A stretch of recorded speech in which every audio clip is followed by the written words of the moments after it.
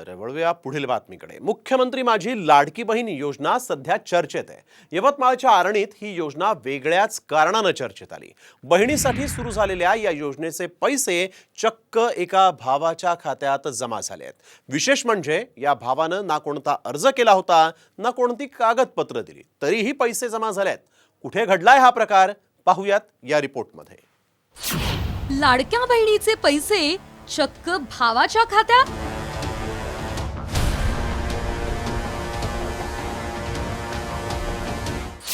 शासनाचा अजब कारभार।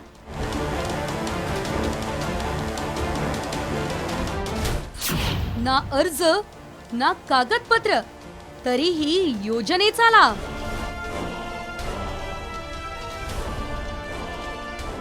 विधानसभा निवडणुकीच्या पार्श्वभूमीवर सुरू झालेल्या लाडकी बहीण योजनेचे पैसे लाभार्थ्यांना मिळू लागलेत। रक्षाबंधनापूर्वी सरकारनं गिफ्ट दिल्यानं महिला वर्गात आनंद आहे।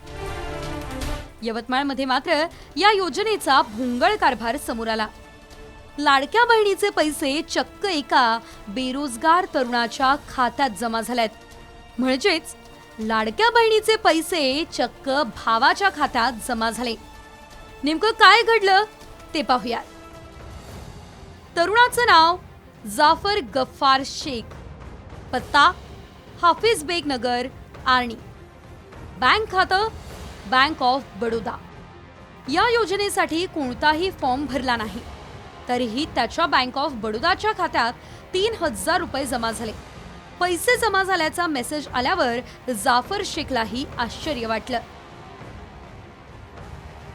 मी कोणतेही अर्ज भरलेला नाही, कोणताही फॉर्म भरलेला नाही।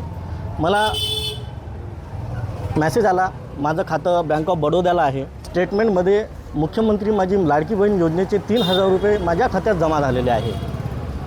आता हे बहिणीचे पैसे भावाच्या खात्यात कसे आले? अनेक महिलांनी गर्दीत तासनतास उभं राहून लाडकी बहीण योजनेचे अर्ज भरले। कागदपत्रांची जुळवाजुळव करण्यासाठी गेल्या काही दिवसांपासून त्यांची धावपळ सुरू होती।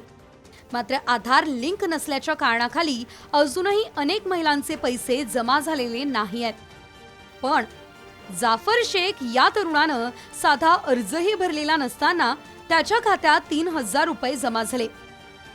त्यामुळे शासनाचा भोंगळ कारभार आता समोर आलाय।